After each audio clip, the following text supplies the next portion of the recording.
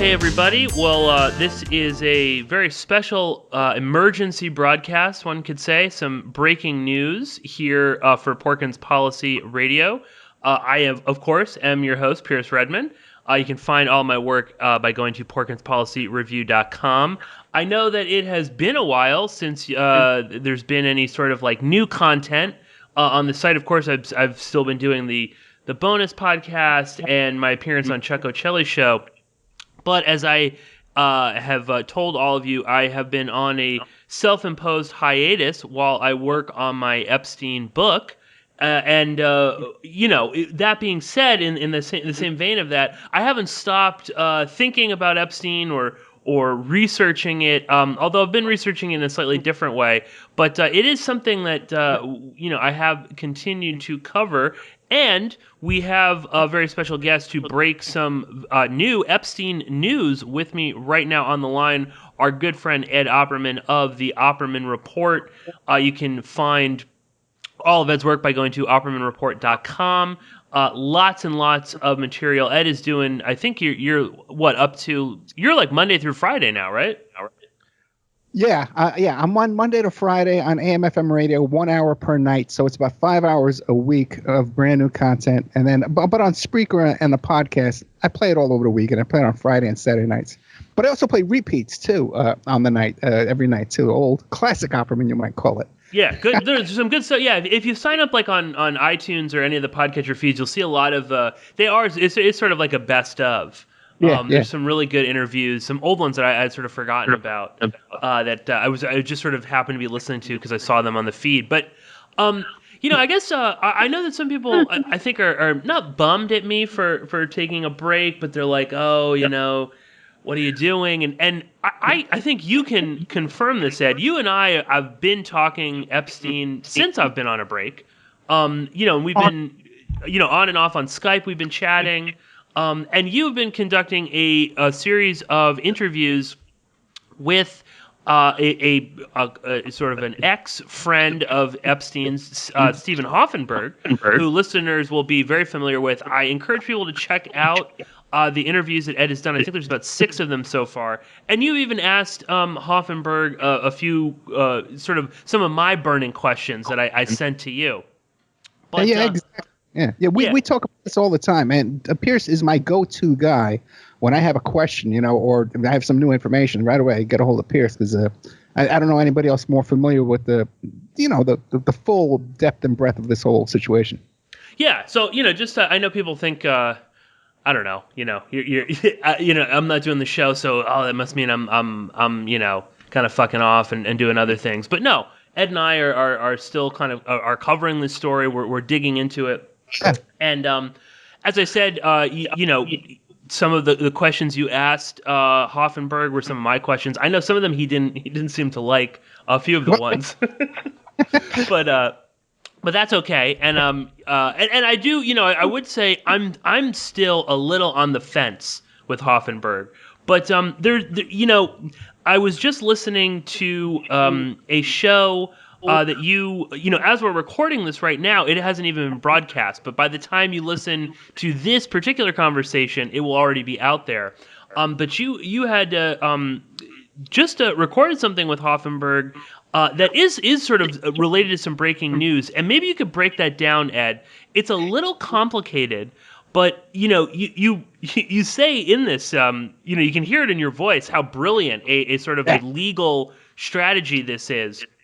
And this is actually, if people kind of follow along with what's going on here, this is actually like a huge deal. Even if you think Hoffenberg is full of it, or that there's nothing there. I mean, if he can kind of pull off what he's proposing, there's just the sort of legal mechanisms that will come into effect are things that you can't just sort of undo. So maybe you can explain what is going on and what Hoffenberg has revealed first to you exclusively on the Opperman Report.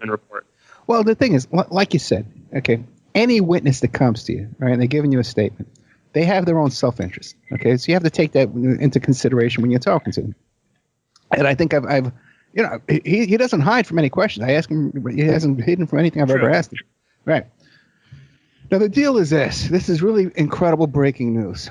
Now, what happened is Steven Hoffenberg used to be, well, he ran the New York Post for a short period of time there. But he was the CEO of a company called Tower Financial. And Jeffrey Epstein came to work with him and became sort of a partner at Tower Financial.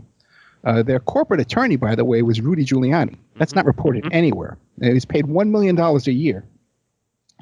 Now, Tower Financial, a lot of people describe it as being a Ponzi scheme. Mr. Hoffenberg describes it as being some accounting irregularities. Yeah, I love that euphemism.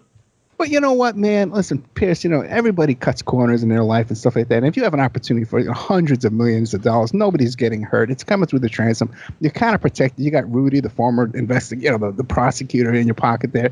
A lot of people aren't going to resist that kind of temptation. I just say that, okay? I don't know many people that would, okay? Now, the hammer comes down. They come under scrutiny. And Rudy turns his back on Hoffenberg and sides with Epstein and some other chaps over there. And Hoffenberg winds up taking the fall for this accounting irregularities, which amounted to about $475 million.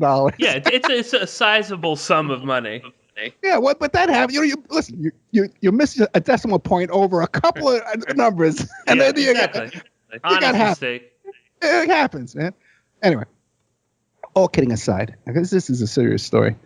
So Hoffenberg, he does 9 years in prison, and he has to pay restitution. There's a judgment. There's a court order that he has to pay $475 million restitution. So he has to make every legitimate, due diligent effort to try and locate money to pay back the victims of the crime there that he was convicted of. Did 9 years in prison. So he has an interest in this, okay? He believes that, Rudy and the prosecutors took sides with Epstein and screwed him. Epstein should have went down, not him. He also believes that the missing $470 million wound up into Epstein's hands, okay? Now, these aren't exact figures, too, because you got down to his interest, his penalties and stuff like that, but his restitution is $475 million. Fast forward. Mr. Epstein gets arrested 2019, July 2019, was it? June, July? Yes. He wants to get out on bail. The genius that he is, he's listing his assets now, the greedy genius that he is. And one of the assets he puts down is a company called Southern Trust. There was a trust that was established in the Virgin Islands. Now, his previous company was called Financial Trust. And he had some beefs with Les Wexner, was his big, benefactor, a big investor in that company. And when they had their falling out, Mr. Epstein's income went from like millions of dollars to I think it was $100,000. It was a huge dip there. All money all disappeared. Now, when he creates Southern Trust in the Virgin Islands, and there's a great article about this, and the New York Times just came out with it. He says that this company, Southern Trust, is going to be doing data mining, DNA data mining, okay, down there in the Virgin Islands.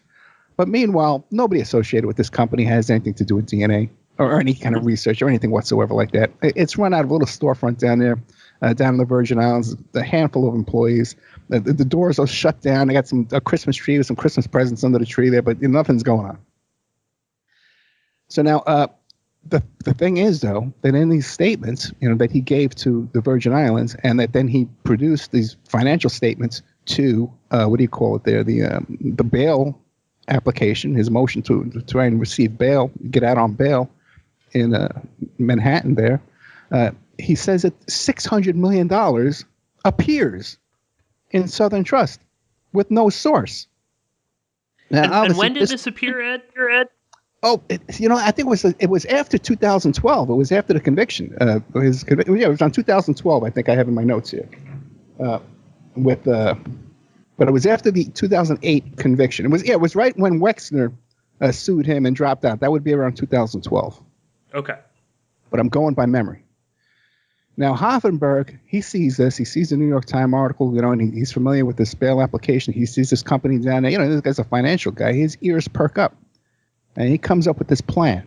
And his plan is he notifies SDNY or the Attorney General down there in the Virgin Islands and tells them, hey, I believe that the funds inside that trust came from or were absconded from Tower Financial. And that's how they wound up in there. What you got to do is subpoena Darren Indyke, who's running the trust for Jeffrey Epstein.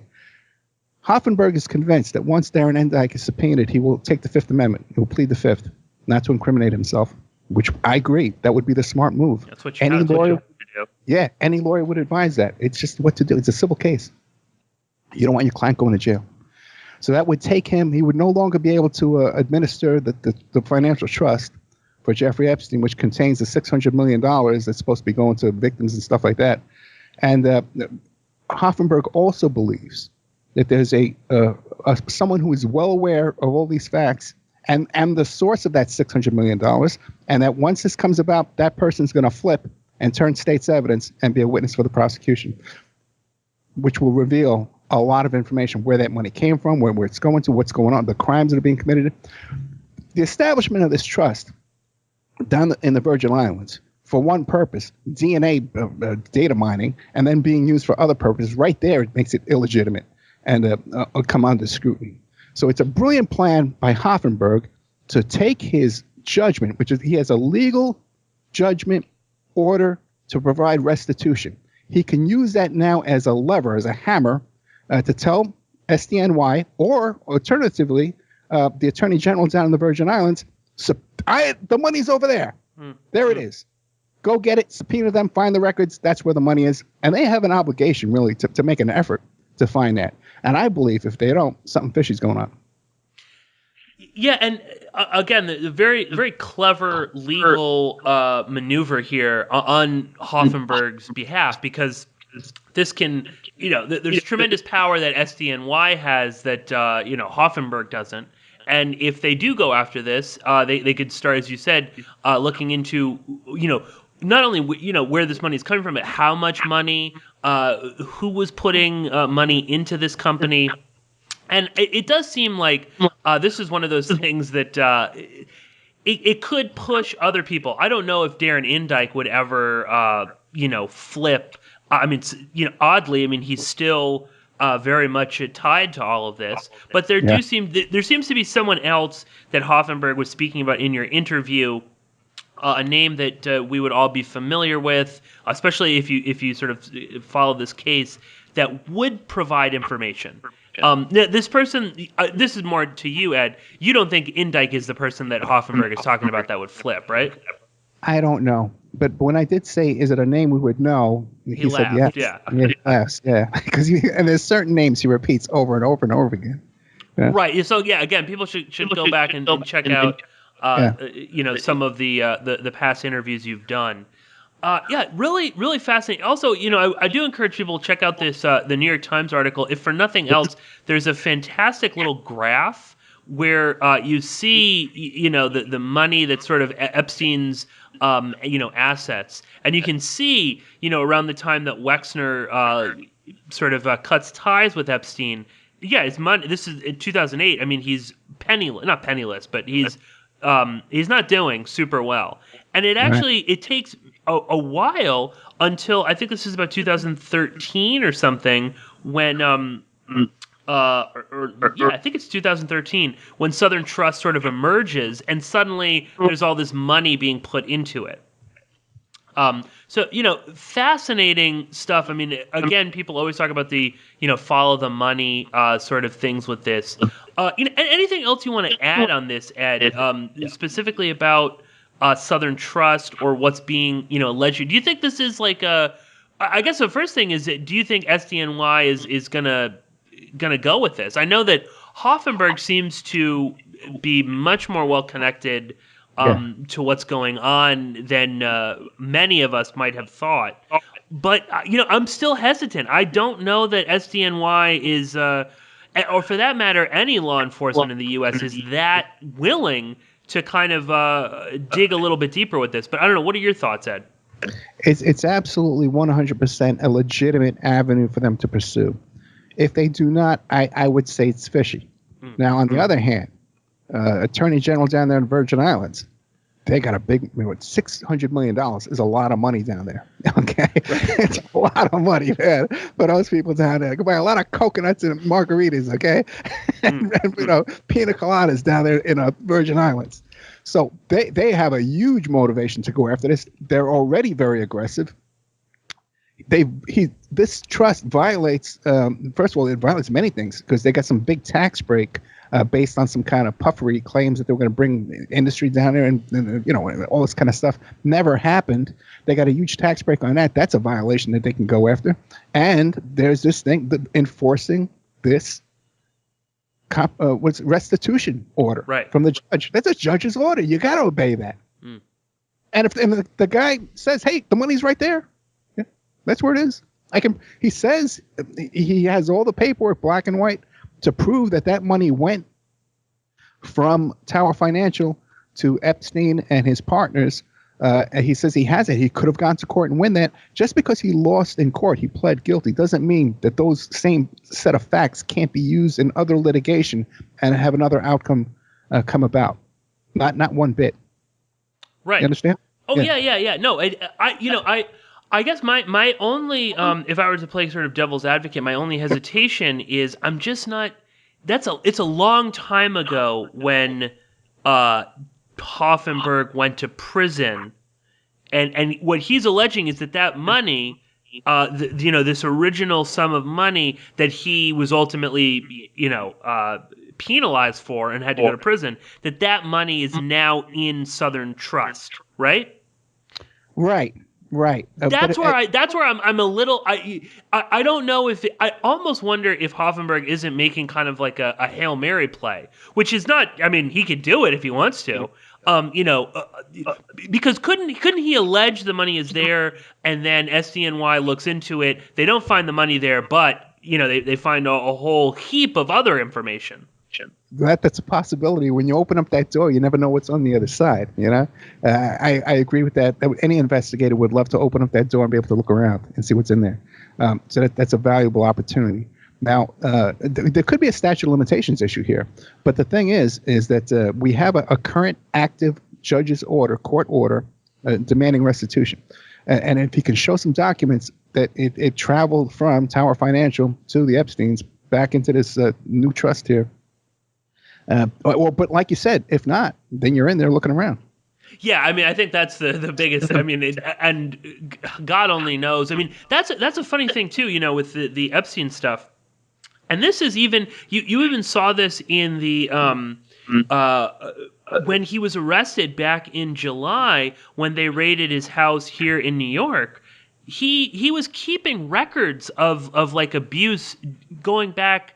At least to the first conviction, notes with victims' names. He still had copies of this. I mean, and when you're talking about all these financial things, I mean, people use their real names. You might see names that you would recognize as putting money into financial trust, or into Southern Trust.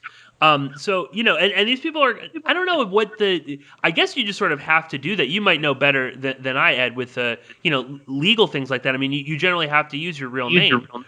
So, there could be, the second they look into this, a whole bunch of interesting people connected to Southern Trust or who were giving money to Epstein for whatever. I mean, now maybe they were funding this DNA research.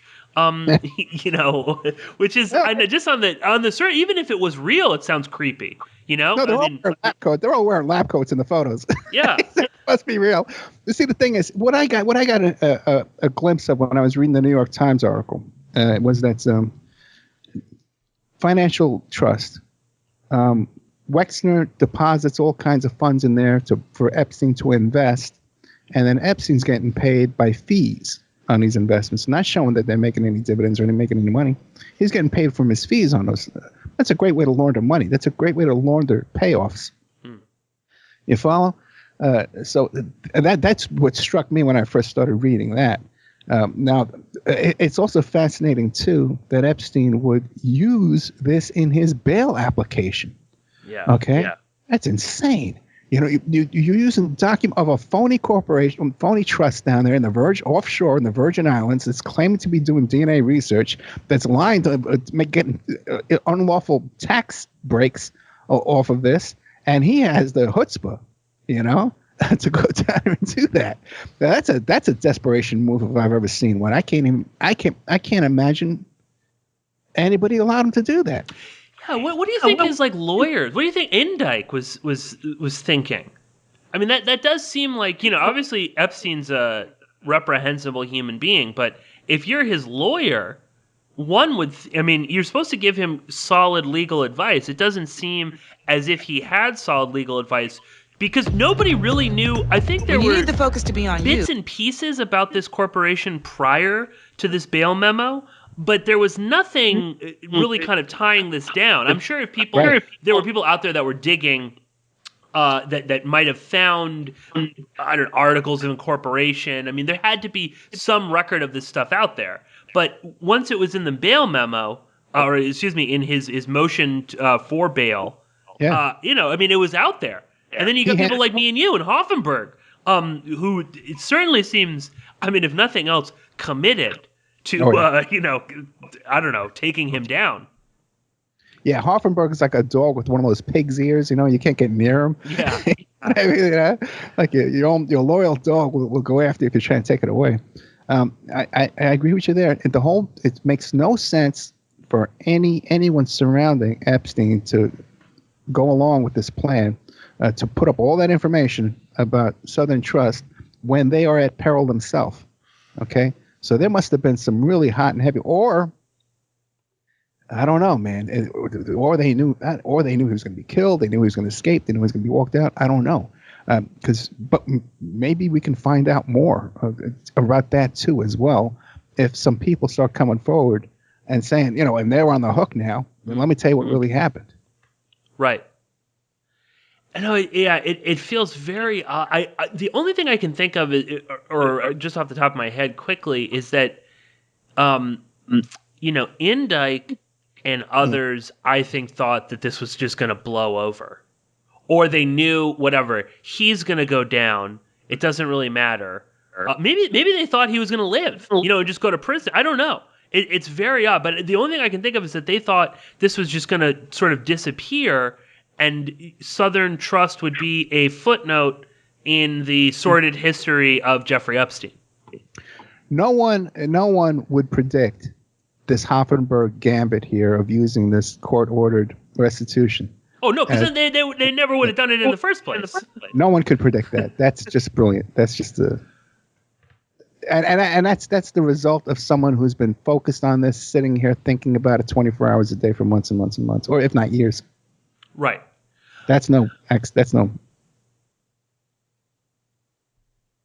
Oh, Ed, I think I lost you there for a second. No, I'm at a loss for words. Oh, okay. No, I was going to say, no, that's not right. This isn't something that you just sort of think up. I mean, this is it's not something you just sort of come up with on the fly. I can't imagine there's a precedent for this plan that this man's put together. That someone else done this before. That someone's seen this before. I can't imagine. Right. And like I said, even if there's nothing there, once you open up that box, I mean, it's like you can't put the toothpaste back in the tube. Yeah. And there will undoubtedly be names and stuff that we're going to recognize. Quickly, Ed, anything else specific to this that you want to impart on the listeners, or anything that just that people should be paying attention to? I know you and I are constantly griping about this online, just the amount of disinformation out there, and these characters that kind of come out of nowhere. With all these big followings, and they've got the best Epstein research and whatnot. Anything you want to leave the listeners with? Yeah, I would caution everybody to take everything with a grain of salt. And again, there's so much disinformation and purposeful exaggeration. Then you got your hucksters and your clowns and stuff like that as well. It became a hysteria for a while there. But people need to really be very cautious with. And take your time, and let things digest before you just go jump into every kind of conclusion out there. There's so much professional disinformation in this case with a lot of money behind it. Look at the numbers we're talking about. So I would caution everybody to be cautious. Yeah, no, and also just that to take heed with the taking your time. I've noticed that with like writing a book is you really have to take your time, and it's not just going to happen overnight. But in doing that, it's also just like taking your time and digesting this. There's this real desire out there for everyone to kind of like, bam, this is it. Here's the facts. Here's how Epstein is a Mossad agent since he was born, and or whatever. You know what I mean? Like everybody is so quick to define everything. And I mean, there's a new lawsuit right now in the Virgin Islands, against Epstein and a bunch of other companies that people have never heard of.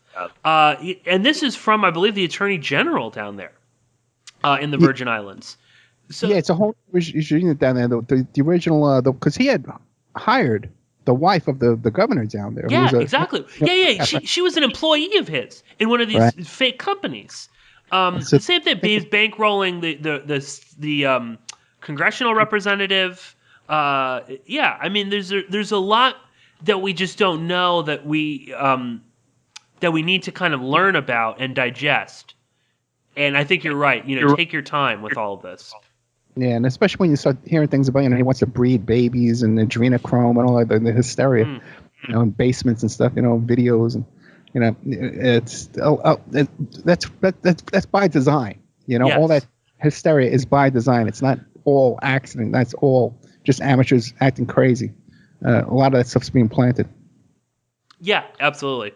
Well, Ed, I thank you for doing this sort of little exclusive interview here. Of course, you can check out all of Ed's work by going to OppermanReport.com.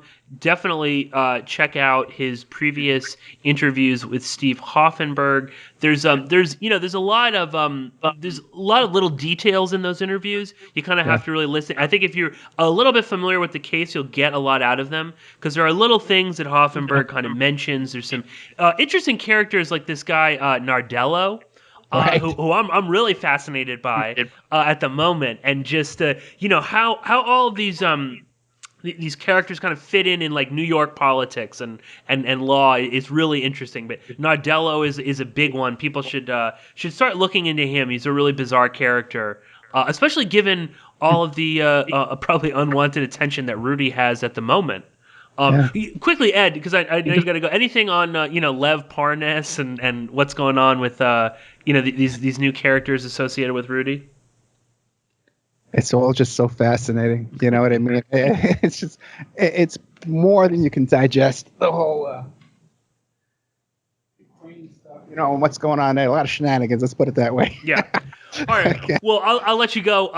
Thank you so much, Ed, for joining us. Thank you all for listening to this exclusive little emergency report. And I will be I'll be coming back to you soon with some new bonus material, and we might be doing some we're not going to be returning to the regular show, but I think I'll be doing some interviews that we'll post up as well, maybe with Joseph Flatley and a few others. So thank you all so much for listening, and I'll be talking to you very soon.